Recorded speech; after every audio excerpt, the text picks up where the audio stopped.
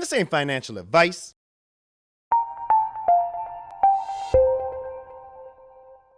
Just picked up some groceries from Traders, and I am on the way home. And I thought I'd do a little crypto video. Bitcoin, Cardano, Ethereum, Solana, all the big players here on Wallace Inc. Steak with Nerd number 2. Nerd number 2 is up and running. I woke up this morning, 2.5 million staked in Nerd 2. You guys keep it coming. We are all participating in the Sunday swap ISO. So either pool will get the job done. So I was thinking about the first time I ever heard about Bitcoin. I was at a coffee shop with a couple of friends out in LA, and somebody was like talking about side hustles, ways to make money. And I remember somebody goes, well, you could always start mining Bitcoin. I was like 2011, 12, right? And it's like, the way that they said it was just such a joke. Like, you can buy Bitcoin, you loser.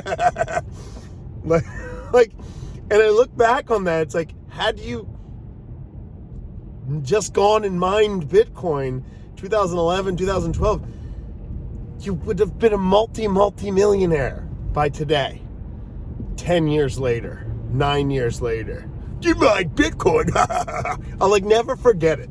It will stick in my head forever. So that was the first time I ever heard about it. I didn't even know what Bitcoin was, and I just was like, yeah, mine Bitcoin. That sounds so stupid. Don't do that.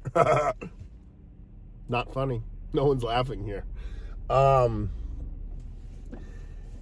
didn't open up a Bitcoin account until 2014, and I opened it up, and I never bought anything.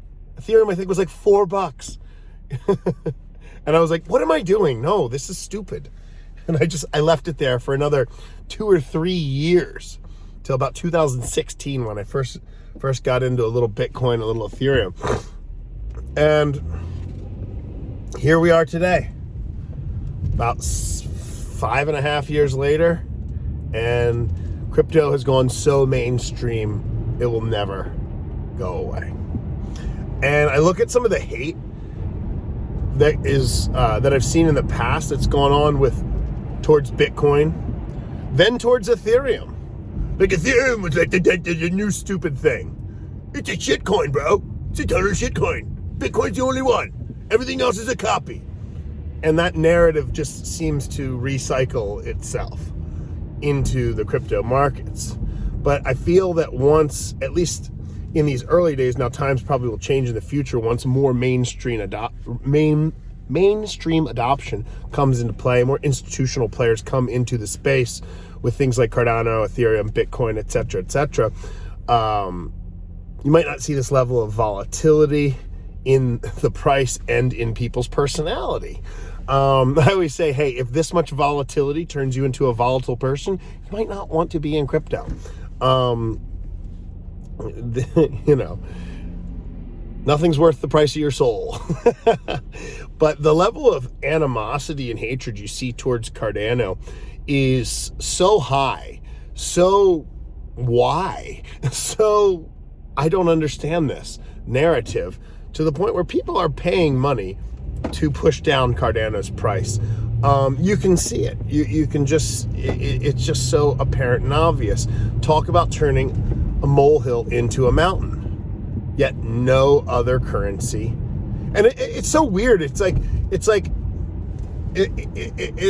all the crypto Cardano YouTubers, for the most part, say the same thing. So it's like, are we all just like pushing this alleged conspiracy that VC billion-dollar boys want to push down Cardano because they see it as a threat? If you Google Mark Cuban Ethereum, you're going to see he says, I own a ton of Ethereum. Well, he does not probably own a ton of Cardano.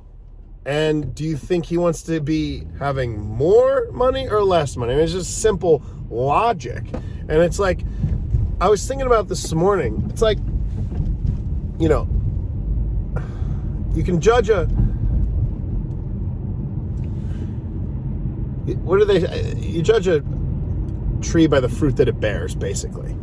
And, whether the the mission to Africa is a success or it's not a success with Cardano. One, it doesn't invalidate Cardano, in my opinion, at all. It might be resources that could have been used more wisely if it's not successful. But with that being said, if you take that back to the leader bean, this bean looks like the leader, just like all the other beans, Homer.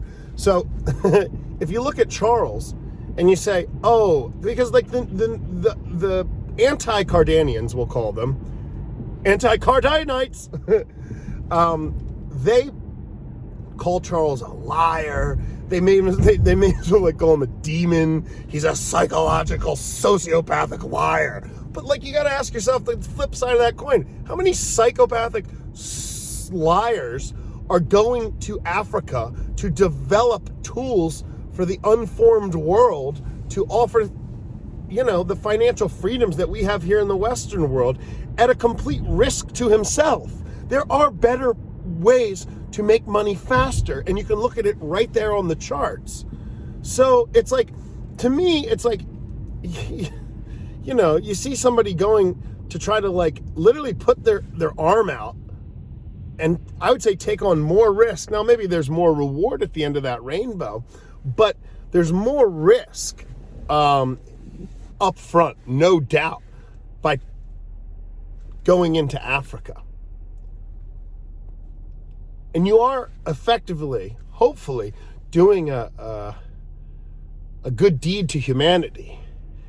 And it's just like, you just don't see like dictators or whatever horrible names they call Charles going, you know, into impoverished areas and spending all their capital and time in order to bring, and I get it, there's a whole nother narrative of like, he's doing that because he wants to imprison them. Okay. Have you all watched his videos? Like, seriously, it's just so beyond like the level of lies and manipulation in the news. It's quite upsetting that people are willing to lie on the level that they're willing to lie on it. And all I'm saying is like, use some decent, logical, common sense. Don't judge a book so much by its cover, but judge it by, you know, what's in the book. Judge someone by their actions. Do their words and their actions match each other? By the way, speaking of words and actions matching each other, I am going to eat those Carolina Reaper peppers this week. We're going to announce a date, and the pepper's going down to hatch.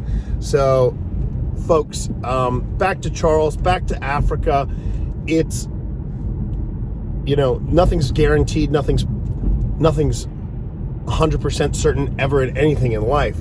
But you can say, hey, this guy's done what he said he was going to do. Maybe it didn't go as fast as everybody would have loved it to have gone. I know the newbies, you know, the newbies in 2021, there's just more of them freaking out than the newbies in 2020 when the price crashed. Go look at old comments from 2019. I pulled them up. 2018, whenever the price dipped 30%. Ghost chain! Dude, that's because you just bought it at 10 cents. Had you just held on, had a little bit of patience, you would have seen Shelley, you would have seen Gogan, you would have seen smart contracts, you would have seen staking, you would have seen all these things that have come. And just on staking and NFTs, Cardano's functionality is 200% better than Bitcoin. And the transaction speed is a heck of a lot more faster. Is the ecosystem where we want it to be yet? No, it's not. Okay? If you have no patience, then, you know, I don't know, go day trade. Not financial advice. Do not go day trade.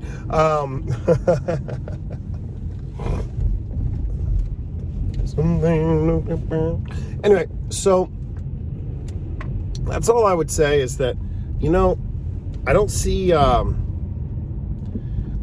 Charles as somebody who's got any kind of evil in his heart. If anything, he's got some good stuff in there, and he's trying to help other people around the world.